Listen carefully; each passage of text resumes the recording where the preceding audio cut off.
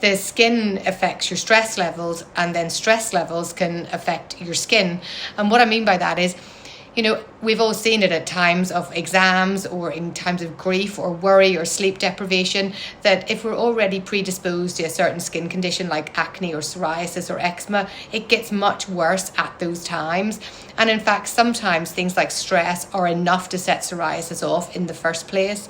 And that's predominantly because these increase in cortisol and the subsequent pathways from that end up acting directly on our nerves, directly on our mast cells, directly on our immune system, and as a consequence end up increasing inflammation within our body, and those skin conditions become worse.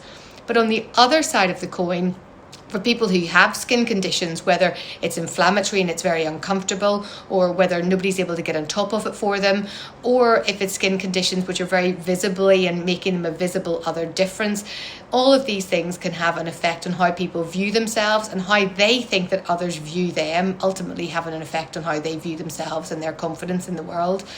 And so all of these things kind of play into how we feel, and that vicious loop going back and forth between the skin and our emotions.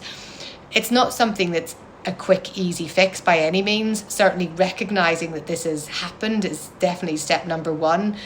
If your skin condition needs additional help to try and get it better, to therefore help your emotional state, then that really needs to be discussed with who's helping you look after your skin.